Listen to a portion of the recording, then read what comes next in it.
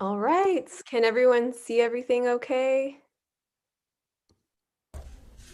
We're not seeing your PowerPoint yet if you have that up. We just see that you're screen sharing, but we don't see what you're sharing yet. That's really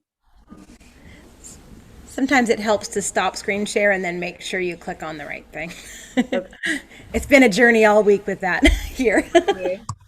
It truly has. Okay.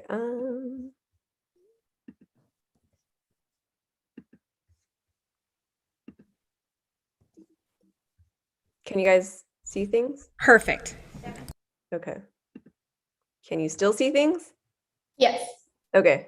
Awesome. So, hello everyone. This is our presentation on our short film, Woman Who Blooms at Night.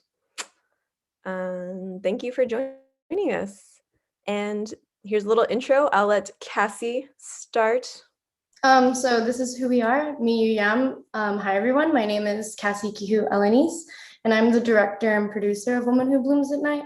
I'm a student filmmaker finishing my final year at California College of the Arts, and my work is driven by many elements. However, the need for authentic representations of Indigenous peoples, I believe, is imperative. Due to the separation from my native heritage growing up, I grew up in a really small town in Texas. Racist representations of Indigenous people within media became my own way of understanding that, like, part of myself and that kind of like my native identity, which through my film work now, I now aim to dismantle those kind of stereotypical representations. Yeah, me, you, yum. I'm Camare Davalos. I graduated from Humboldt State University. 2018, I majored in Native American Studies, and that was how I became involved with the Arcata Playhouse and Zero to Fierce at the festival. I've kind of been involved for a couple years now, which is pretty cool. I think this is my third time. And like Jackie was saying, last year I was involved not exactly by choice, but because of some circumstances that arose. But all of us rose to the plate, and it was such a beautiful experience. But yeah, I majored in Native American Studies. I've always been writing. I love writing. I kind of started more with like journalism and creative nonfiction.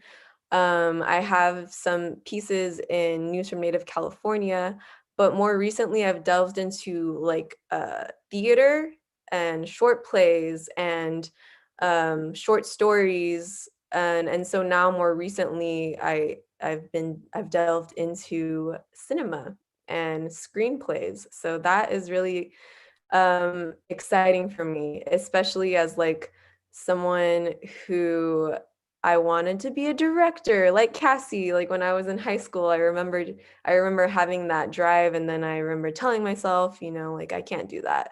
But now, 12 years later, I'm making a film, and I think that's really cool to come full circle like that. So stories are power. Stories tell us who we are. And that was from the late Luke Madrigal, a Kauai and Payamkoish elder whose amazing daughters, Isabella and Sophia, are the ones who brought that play Manil in Her Heart to Zero to Fierce last year. And this is from their dad. And I remember when his dad, when Luke was doing a talk a couple years back, and when he said these words, they hit me instantly. I wrote them down in my little phone. I was like, whoa, you know, that really, I like that. And I think it's especially important for Natives stories, because oral tradition is how we've passed down so much. But for everyone here, I ask, if you could tell any story, what would you tell? Are you afraid to tell that story? And if that story could change one person's life, would you tell it? So I want you to keep that in mind this whole time. I'll bring it over to Cassie. All right, so this is the synopsis of our short film. It's about Eve Gomez, a young Bayamkuish woman disconnected from her tribe, and she longs for more than the confines of her home and her abusive boyfriend, Sid. When she's not seeking solace inside of a book, she locks herself in the bathroom to escape the toxicity that surrounds her. Grasping for freedom, Eve decides to volunteer at her tribe's cultural center. There, she befriends Shauna, a cultural coordinator and elder. Eve's ancestors begin to speak to her through her dreams. Squirrels visit her in waking hours, and curious elders reveal themselves to her when she needs them the most. With this, Eve realizes she is already full of power. She must now devise a way to harness it. By the manzanita trees, Eve will find a means of survival awaits her. Thank you, Cassie. Um, so I just realized I totally forgot to say I identify as a mixed Biomko-ish indigenous person. Cassie and I are from the same tribe. That is how we met. And so that's why this is a huge part of our story. Um, so write what you know, they say. And more recently, I've heard write what you know emotionally. And that's what I did with Women Who Blooms at Night. Um, this is partially autobiographical. Um, Started as a short story, like maybe 5, 6 years ago, before I adapted it into a screenplay. And so I was in an emotional and physical abusive relationship for almost 4 years, from 16 to 20.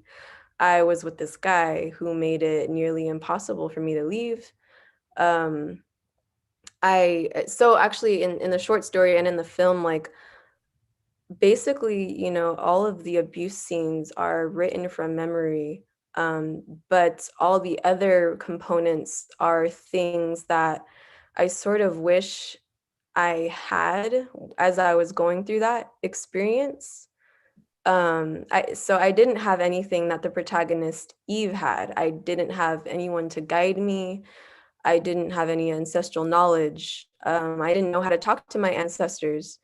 I was in flight or fight mode, and it's hard to think of anything else but survival when you're in that. But I wish I knew then what I know now, and that is that knowing my culture, my ancestors would help me survive, um, literally, figuratively, etc.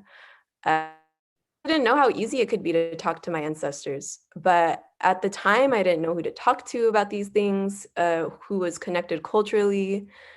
Um, And even if I did know someone, it would be really hard to get out to see them because my ex-partner, made sure of that. He really tried to isolate me during our relationship.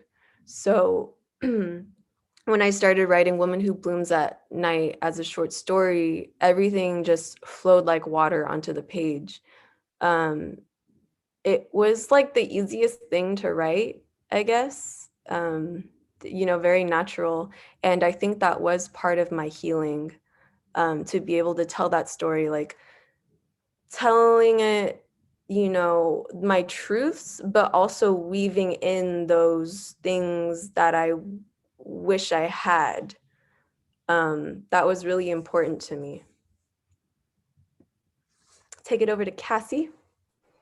All right. There are domestic abuse scenes within our film, and they're there because we believe these stories need to be heard. Just like Cami said, this gave her a feeling of empowerment, and like she needs to tell this story. And the intimate partner violence that Indigenous women and femmes endure is all too well known. Like even me personally, I've also experienced some also like not good like relationships, and that's also why I was drawn to this story. And I've like this it's all well too common in our communities. Indigenous women go missing and are murdered at higher rates compared to other ethnicities.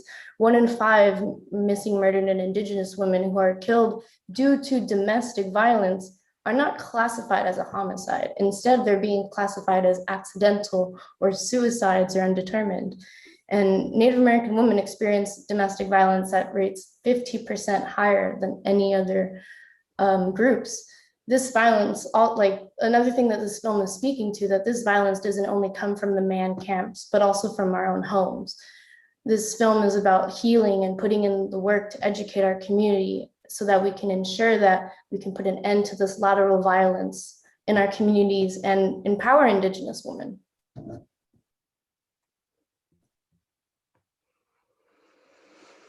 And why is this story important? Again, like I just said before, Eve's story isn't the one that is often heard within mainstream media. This film brings awareness to domestic violence within Native communities, and Woman Who Blooms at Night focuses on the importance of cultural revitalization, and through that healing, that empowers Native women with pride of not only like in themselves, but also their community and land.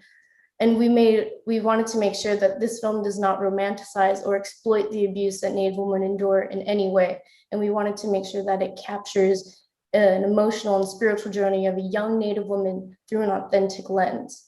Not only do we have me and Cami, Native women, in creative and leadership roles in this film project, but we also, our department heads are female.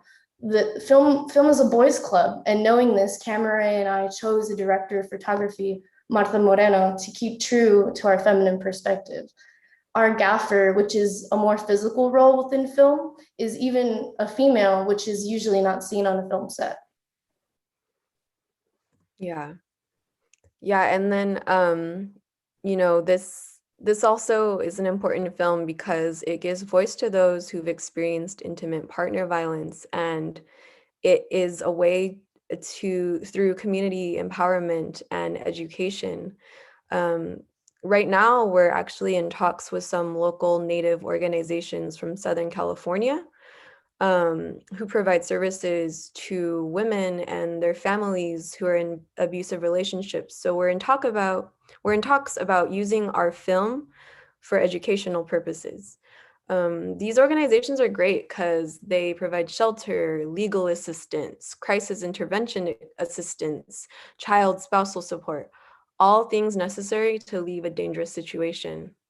Another cool thing we've seen with our film, even in pre-production, is how excited our tribal community and surrounding communities are getting when they see their family and friends in actual film. We're so lucky to have our main actor, Erica. She's from our tribe, and she got the role because she was great. And like obviously, we wanted someone who was Native, preferably from our tribe or from our people. And honestly, like I didn't think we would it would be that easy, but it happened. And I think it's amazing because, I just saw on Facebook, Erica's family's posting her sizzle reel that she's in and, saying how proud they are of her. And if one person involved in this film can feel loved and supported, and this brings out that love and support from the community, that means everything to me, to us. We don't get enough opportunities to love and praise each other. So if this is a chance to do that, I'm cool with that. And I also just saw a quote recently that said, if someone from the res makes it, we all make it. And I just feel like that really fits in with this film and this whole project. Like we just all want to see each other win. And so this is a piece that kind of segues into our next topic. So I'm going to read it now so you can think about it as I continue on to the next slide. And it is from Tongva artist L. Frank Manriquez. As you might know, the Tongva are the native people in what is known as Los Angeles. And I read this and I'm like, dude, this is our film. This is part of our film. And so it says, oftentimes to find missing pieces of our cultures, we must leave our homes and visit the institutions that took and housed the missing fragments. This box held the information that Tongva and Chumash women had their own paddles, that the Tongva use now are women's shape.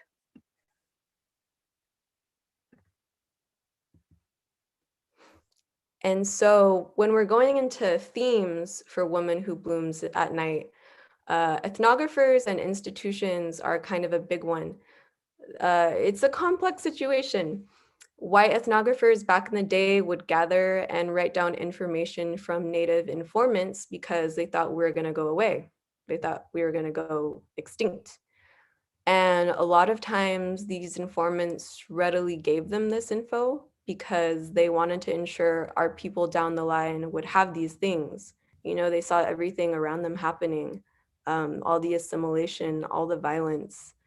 And I think at that point, you're kind of just, if someone's asking you about something, you know, within your culture, you might be more willing to share it if you think it's more of a chance that it'll be safe and that future generations will get to access it.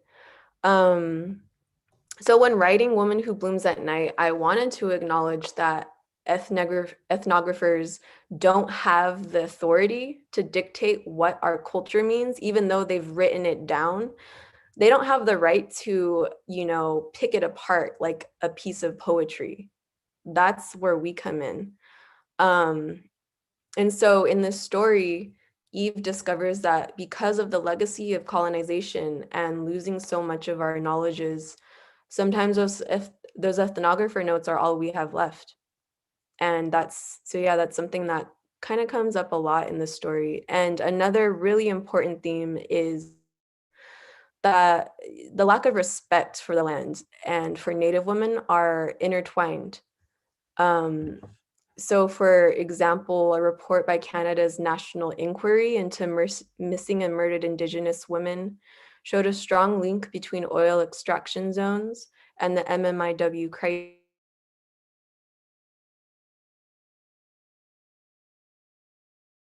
economic insecurity, and a largely transient workforce as contributing to increased violence against Native women in communities near fossil fuel infrastructure.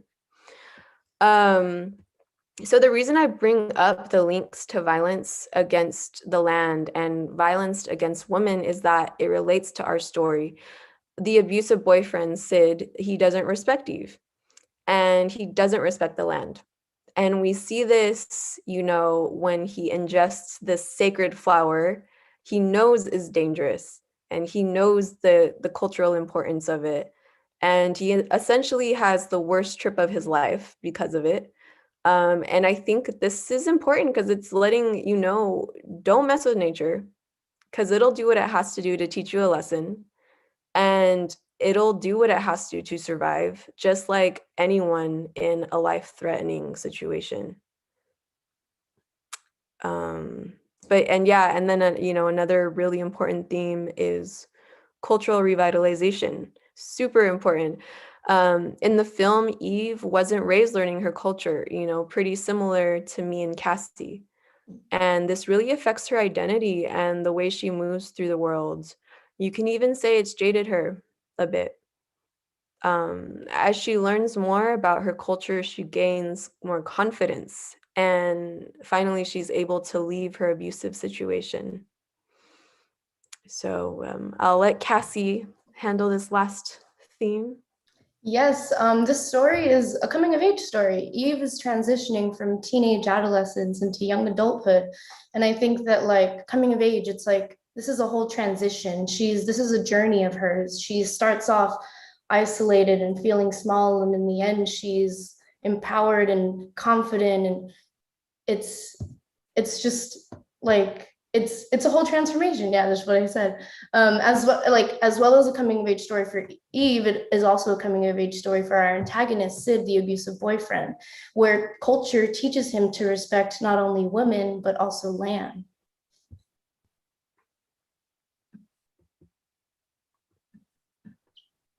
And since we are shooting on ancestral and sacred land from our people, I thought it was very important for these indigenous protocols to be taken in place. Film is a very exploitative medium within its history of representing Native people. And with this in mind, I wanted to take the extra step as a director on educating my crew on what it means to be on Native land.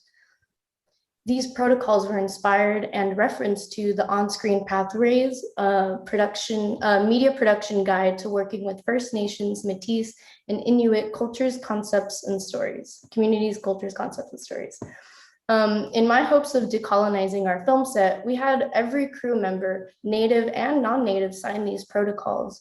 You can see here that the protocols that we are putting in place is that we're making time every day to greet the land, and that we are acknowledging what land we are on, and we are telling the land what exactly we plan on doing that day so that the land is in communication with us.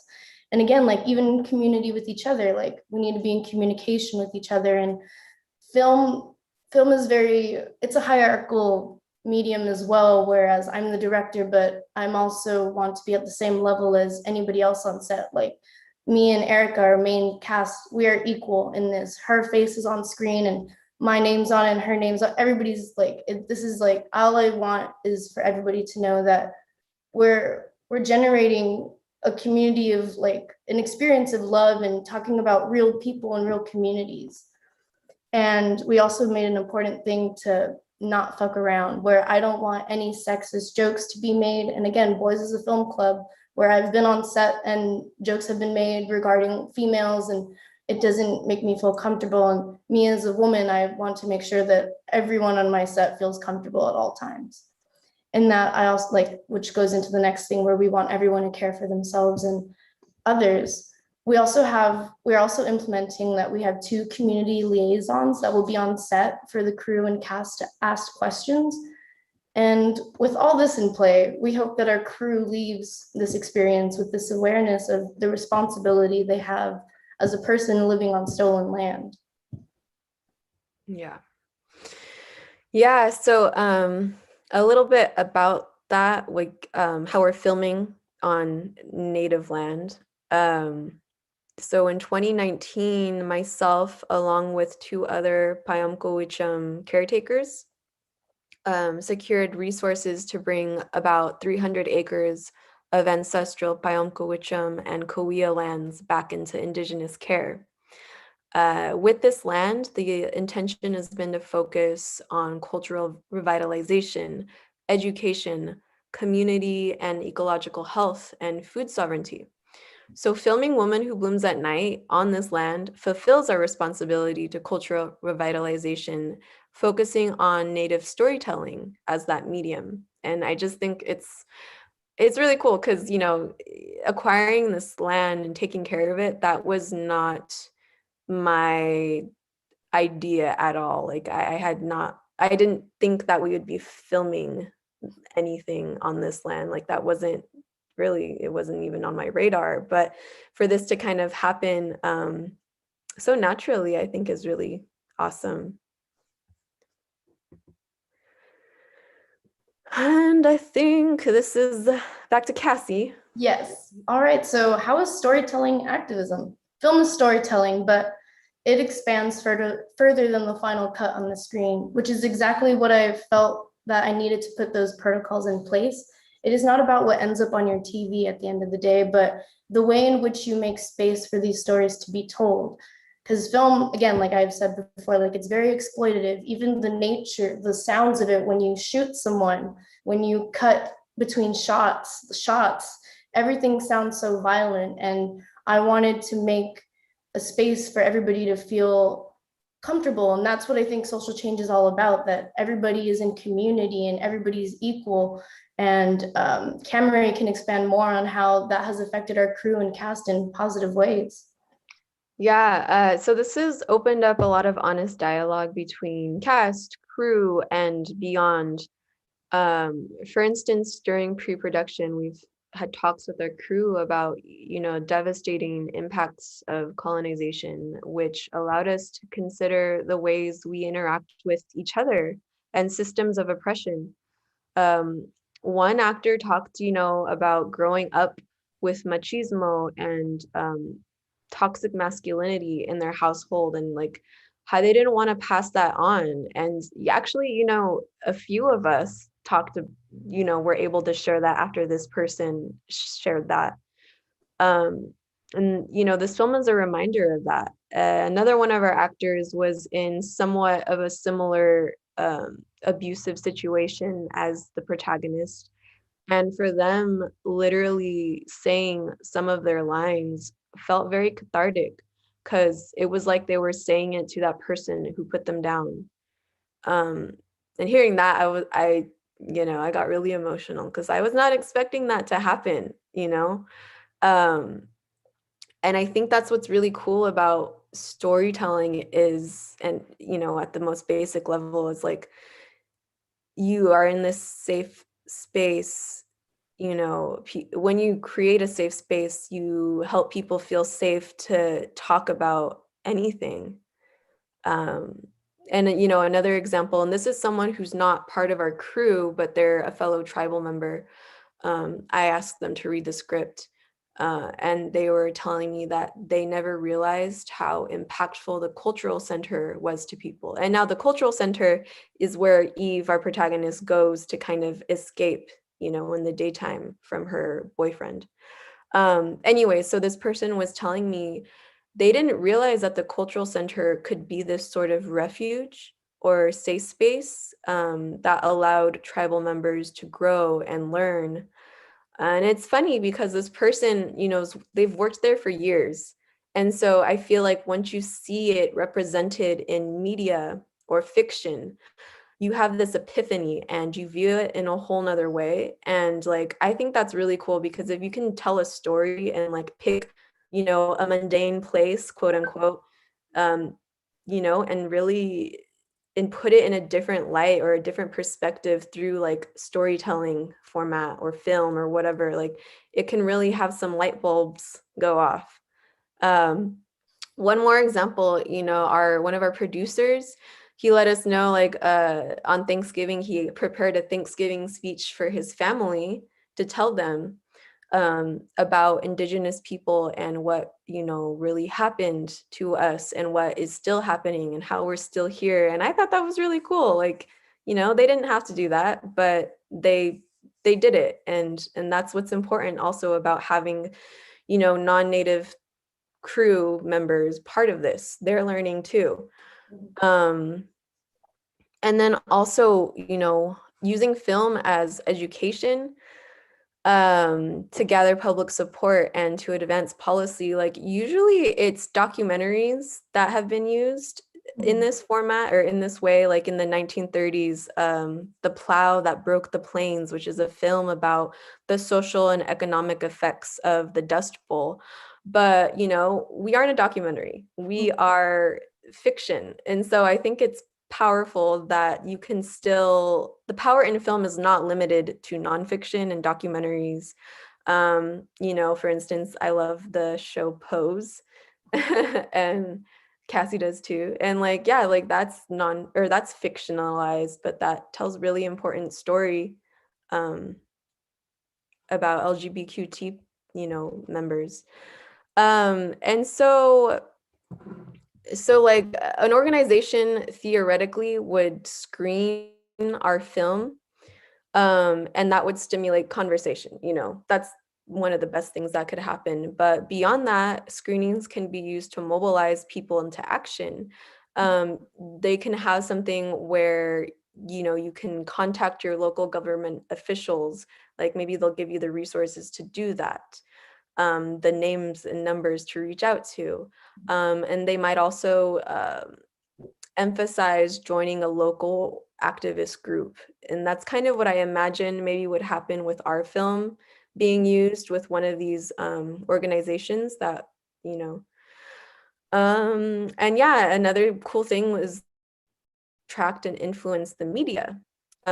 So for instance, covering a story on the film can actually lead reporters to seek out individuals and groups that maybe they ignored before. And I thought that's really cool. And another thing like that's really important is how films can be used to influence government leaders.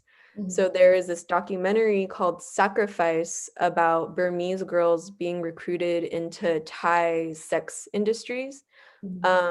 And that was circulated among relevant policymakers in Washington, D.C. And eventually got the attention of federal government agencies, and they allocated resources to address sex trafficking in Thailand and Burma. And maybe, who knows, maybe this film will do that with the Violence Against Women Act, if you guys have heard of that. There's like a lot of really important components for indigenous tribal communities in VAWA. And who knows, if we'll get there, that would be awesome.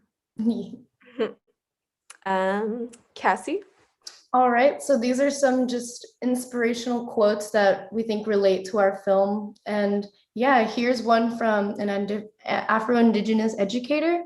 Like the land, so many try to claim, commodify, domesticate, and own women and our bodies. But like the land, women are not property. Yeah, and this other one is from a really recent article about indigenous films like that have come out recently. This is from Dana Skule, who's a Cree and Métis filmmaker. She says, "We were never supposed to have a future," says Goulet, who adds that these types of stories are political activism because they defy an attempted genocide. It's actually a very powerful act just to say that we as Indigenous people have futures and will exist in the future. We see how much communities and youth are still struggling to know what they value, that they have value. Even the idea of hope and the idea of a future existing can be a powerful idea. Our youth deserve to have a future. And I just think this tied in really well to, the theme of this year's festival, activism and storytelling as activism. And yeah, I really liked it. And I think so if Shoshana, if you want to show our sizzle reel now, that would be cool. Also, here's our website. If you guys feel inclined to donate, we still need a little bit of help. You can go to our website, womanwhobloomsatnight.com. Yes. But yeah. Please help us make this film, this story. It needs to be told. Yes. Yes, are you ready for me to share it? Yes. Yes. Wonderful. I'm going to take back the screen share, or do you want to go ahead and stop that? Oh, yeah, I'll stop it. I took it away. Okay, yeah. Okay, here we go.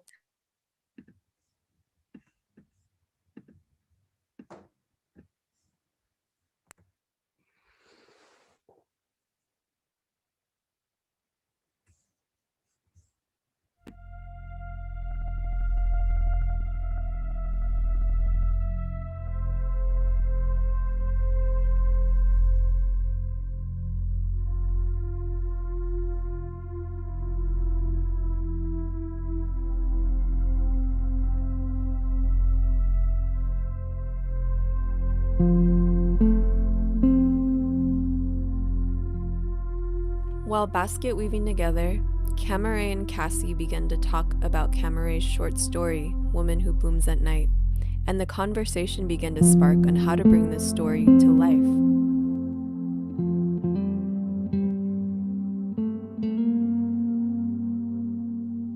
Woman Who Blooms at Night is a story about resilience, a story about a young woman who is facing an abusive partner while attempting to reconnect with her native roots. To her surprise, those very same roots and ancestors lead her to her liberation.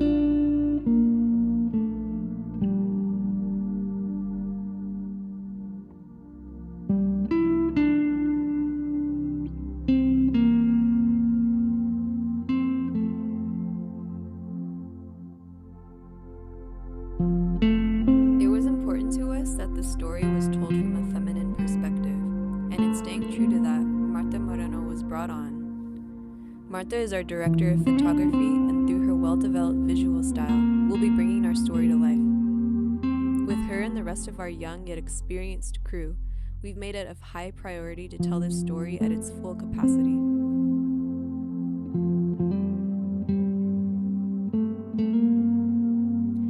Pre-production began on July 27th, 2020, and after 8 months of endless Zoom meetings, we are set to start shooting early April 2021. We aim to lock picture by midsummer. Already more than halfway to our projected budget of $40,000, while actively recruiting donations through our website, yet we're looking to bring on a third and possibly fourth executive producer to help us reach our goal. In 2019, Camere Davalos, along with 2 other Payamkuwichim caretakers, secured resources to bring around 300 acres of ancestral Payamkuwichim and Kawiya lands back into indigenous care. With this land, the intention has been to focus on cultural revitalization, education, community and ecological health, and food sovereignty.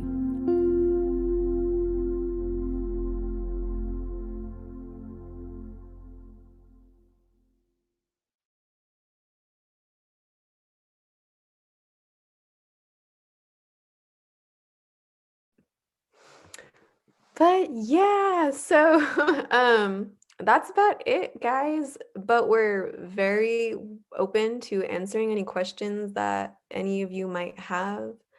I don't know, Shoshana, if you wanted, was someone gonna read them or find them or? Would you like me to read them to you? Sure. Sure. Or Jackie, would you like to? It's okay, you can read them. All right. There's several comments as well as questions. Mhm. One of the comments is thank you for sharing oh no, that was from earlier, sorry. Let me get to the right ones. Thank you for bringing your knowledge, information, and energy today and always. It's really definitely, oh wait, are we in the right one yet? Yes. Yes. Sorry, we had some discussions earlier right before noon. And thank you for being so vulnerable and sharing your story. And so much of life is a boys' club. And so glad our women's clubs are coming into light and being supported. So yay, to bring it out. And yay, to loving and supporting each other. Courageous, thank you. Incredible presentation, and wow, the film's visuals and theme in the sizzle. We'll definitely check out your website. Thank you. And we'd love to list your website in the, can you repeat your website so we can drop it into the chat? Sure. It's just womanwhobloomsatnightaltogether.com. I would encourage people to go and donate to the website. I think it's such a powerful project. I know that I'm going to send some money from the Arcata Playhouse from the money that we have dedicated for the Women's Festival. So I encourage everybody to go and support this fabulous project. Like you said in your talk, Cassandra, if one person is changed by this movie and even being involved in the movie, the movie being not the whole process, but just a part of the process, that the getting to us sitting down and watching the movie is as important as the movie itself. So I think that's a really powerful way of looking at filmmaking, and I'm so excited about the idea of changing the dynamics and the way that we look at film, having been a woman in film and TV, understanding that what those dynamics are on them. Yes, thank you so much. Noshun Lovic, thank you. Say that again. Noshun Lovic, thank you. Welcome. Thank you. So one of the things I wanted to talk about was, you talked a little bit about creating a safe space within the making. Oh no. Jackie, you got a little frozen. Yeah. Oh, I'm frozen. Oh dear. Okay, wait. I gotta go plug in. We're gonna move forward. I know. I was afraid. I was like, "Is that me?" No, hold that thought. I'll be right back. Okay. But I do see in the chat that people are asking to access the presentation. I don't know. Well, we have it right now. We are streaming to YouTube. So we do have this on YouTube, if that's okay, for our Arcata Playhouse channel, which you're welcome to link to too, if that's all right, if that stays up a little bit. Oh yeah, for sure. No problem. Great. Now I won't freeze. I don't think. I plugged in. We'll just highlight the woman behind me. A great picture by Sienna Nelson, thinking of things carrying on beyond the initial. This has been part of our backdrop for Women of the Northwest. Came from the Northwest. So I'm going to talk about creating this safe, brave space that you talked about, and how does that reflect outside of just your work on this film, but your work as women, and as activists and communicating that activism through storytelling, how is that for you? What does that look like for you on a project per project or a daily basis? Um, I guess like on a daily basis, we were doing pre-pandemic, our tribe had a girls group, and it was open to girls, young women, but also, people who, who identify as gender neutral or just femmes or yeah, so we tried to keep it, pretty open to anyone who wanted to come. And they're all, it was like around the ages of 13 to 18, but also our our other women, who are in my age category and older, I'm 29. We were also there, kind of helped guide the talks, and structured them, I guess, in a way. And like we asked them, we kind of did a survey of like what they're interested in talking about. And so we would try to organize the circles around that. So like a lot of people wanted to talk about their periods, which was cool. And so like, the scientific things, and then like they made period packs. Another thing they wanted to talk about was consent in relationships, which was really important, something that we talked about for a couple of weeks actually. um and I just thought, it was really cool. It wasn't always a big group of us. Like it was usually more adults than teens. But that was cool because the adults, it was also a place for them to share and to be open, because you don't usually get things like that. We haven't really been doing I think it's more virtual now, and I like unfortunately haven't been able to make those virtual meetings as much. But yeah, like it's as simple as basket weaving, for instance, which, me and Cassie, that's kind of how we met. Those are literally like therapy sessions without really being therapy sessions. And like it's a really, that's like one of the most safe places I feel like I can talk about anything. Um and you can literally make a weaving circle anywhere. Like it doesn't have to be indoors, it can be like outside on your porch. And yeah, does that answer your question? I don't know, Cassie, did you want to say anything? Or Great No, answer. yeah, totally echoing what you have said, Cami. And I think even just like personally, like even when we were going over the script with each of our crew members, we were kind of trying to understand like what is like if is Eve, like what's happening in the story, and kind of really dissecting what like the culture and flowers mean. And it's traumatic. And even with my rehearsals with my cast members, we always do like 3 big like deep breaths right before we go into the scene, even when we exit the scene. And for production, we plan on having a place to smudge. And just like in the sizzle reel, we want that kind of area for people to like breathe and have some space, because also we're operating under COVID restrictions, and we're having a small crew, and we're going to have plenty of space for everybody to be spaced out. So but yeah, exactly, like taking these little steps is what's so important. And even our not our main character, but Shauna,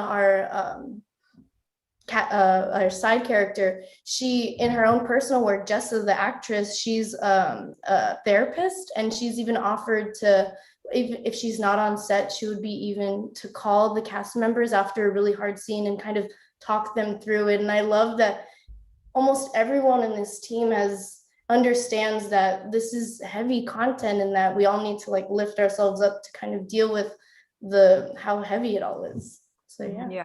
Exactly. Just real quick, I wanted to shout out our caterer and like one of my best friends, Joali. She knows, the emotional demands of this film. And for her catering menu, she wanted to focus on foods that are really bright and colorful and healthy to help balance out, that whatever maybe hardships we might encounter during filming, or whatever. And I just thought that was so cool. Like she's so special, and it really does take a village in filmmaking. Like the caterer is just as important as the screenwriter, you know. Mhm. I like that you have the acorn for what you have, what you're looking at for your funding. That's really great. Yeah. Yeah, we do have some comments in the panel, and I know Cassie, you've been answering them. Uh, Mhm. a much needed topic to cover all over Indian country and elsewhere, from Lisa. Meredith said, "I love that outside maker circles. Mhm. Definitely something we can do soon in Humboldt County. Now California has opened up outdoor events in the last couple of days. Some guidelines for outdoor events, so things are looking good that way." The other thing that I wanted to talk about a little bit was you talked a little bit about gender neutral and the role of talking about gender within your work, and just we had a discussion yesterday about the X in woman, and so we talked a lot about gender and words and what words mean and how words are powerful, and I just wanted to put that conversation a little bit forward in your conversation and with your movie, and as a writer, the power of words and the power of storytelling to both exclude and include. So just wanted to put that forward to you to see what your thoughts were on that. Um, Cassie, did you have anything to say about? More like, well, every time we talk about this film, we just don't say like Native women. We say Native women and femmes and anybody that surrounds themselves in that kind of identity. And I think an important part of this film is that just because Eve is a woman doesn't mean that like other people can't relate to her. Like I think everybody has been in these kinds of relationships where they've been put down and yelled at and hit and just like have been felt so small. And I feel like yes, this is a feminine film and like it's a feminine perspective, but being woman isn't all what it is about. Mhm. What, sorry, did you have something to say, Camaray? Um, I don't know. Can you like rephrase? It wasn't a question. I'm sorry. If you can rephrase it a little bit. Well, I guess what I'm driving at, Mhm. a lot of people talk about the two spirit in Native culture, and just the understanding, is that like a common thing, a common theme within Indigenous cultures in North America, or is it is it found in certain tribes and not in others? And is that I mean, it feels like the what's the word? Words are important, Jackie. The words to spirit really bridge a lot between the male and the female. Mhm. Mhm. I was Yeah, thinking about that, and just when you were talking about gender neutral and you know and the movie. So right. Yeah, I think, that a lot, if not most, I don't want to speak for all indigenous, tribes, but like I do, yeah. I know within our tribe, like we do have words for people who embody that two-spiritness, and I don't know the words off the top of my head because it's something that is so, unfortunately, it's a little buried. It's not very common knowledge, as much as maybe some other tribes have held on to that. But we do acknowledge that there are people who identify as that in our community, and we want to support them, especially, considering how violent society can be against those people. And so that's why actually my cousin Rebecca um, Macaro, she's the one that really advocated for that, like gender fluid, femme, gender neutral people when we were doing our creating our talking circle, because originally it's called the Great Girl Group, And that's, not everyone is a girl and not everyone's a boy. And so Rebecca really fought hard to make sure that we are more inclusive in that aspect. And I love her. She's like my little big cousin who's just amazing. So I don't know. That's all I have for that right now. Great. The other thing that are there other questions out there? I don't want to dominate the questions, but I have some questions. If anybody else has any other questions I don't that they want to ask, let us know. You can type it in whenever, and I'm sure we'll see. we can also bump you up so that you can speak, so you don't have to type it in if that's something you don't want to do, and you just want to have voice to voice. I just wanted to talk a little bit about cultural centers, being a cultural center in Arcata, as a white person operating a cultural center. And I wanted to talk a little bit about what you feel, how people could support, I'm not talking about me as a cultural center, but your cultural center, how people could support cultural centers, as you said, real touch points for engagement and healing in the Indigenous community. What you see perhaps as steps forward to supporting those cultural centers, or even building those cultural centers where they don't exist. So do you mean as a non-native person, how can you help, or just anyone? Probably just anyone, but with a slant towards a non-native person who, Right. I mean, there are two things. You could answer both of them. How about that? Okay. Geez, that's a cool question. And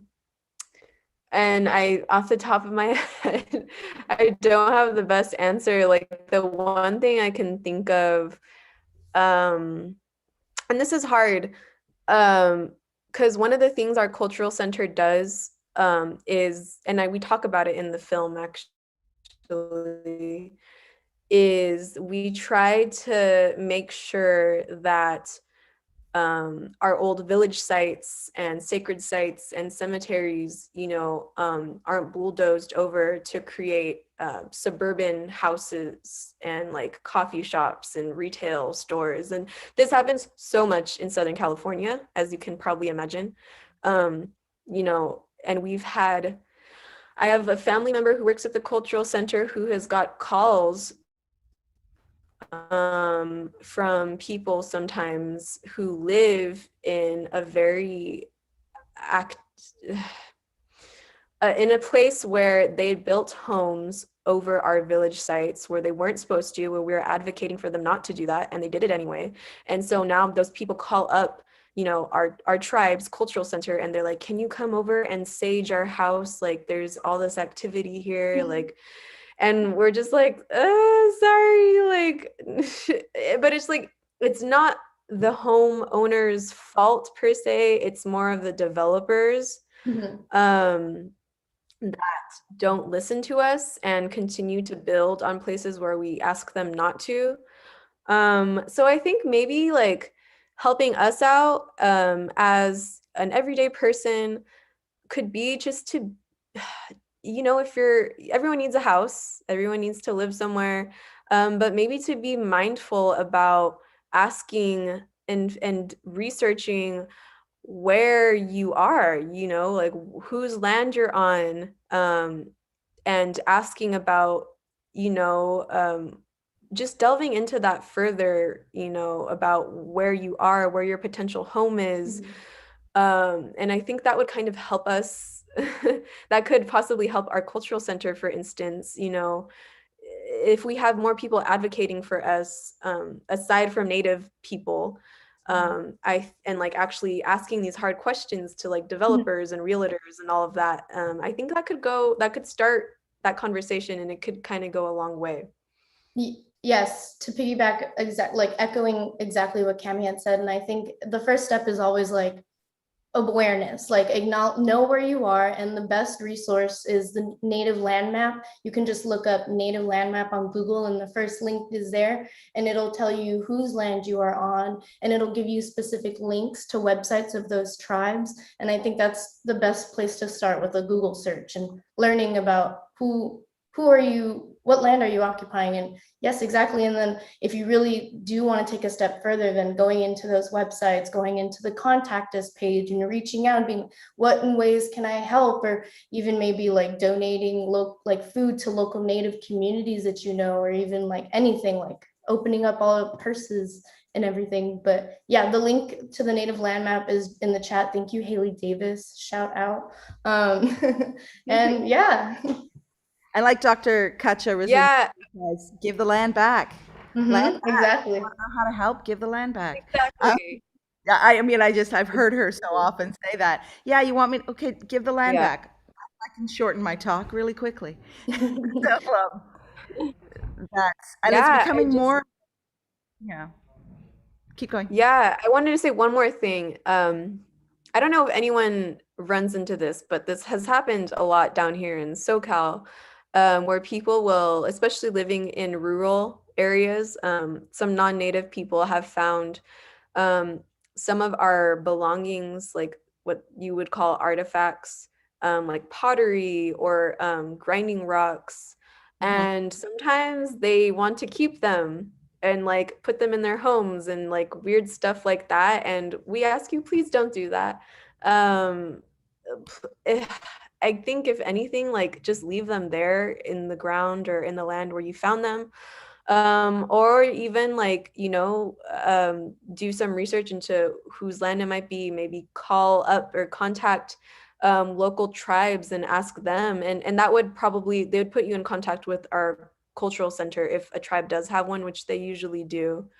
And then they'll help you from there. And yeah, that's all I wanted to say. Great. Well, I want to say thank you so much for coming and sharing your movie. Maybe next year at the Zero to Fierce Festival, we can show not just the sizzle reel, but the movie, because you'll have made your mark for your $40,000. And Yes. any way that I can help get the word out about it and help in any way, I would love to. Thank you for all your work. Thank you for taking the time today to speak with us. And I just wanted to give a shout out to things coming up. I'm going to do an interview with Shoshana at 1:15, and then at 2 o'clock we dive right into family time stories with the Tea Fairy.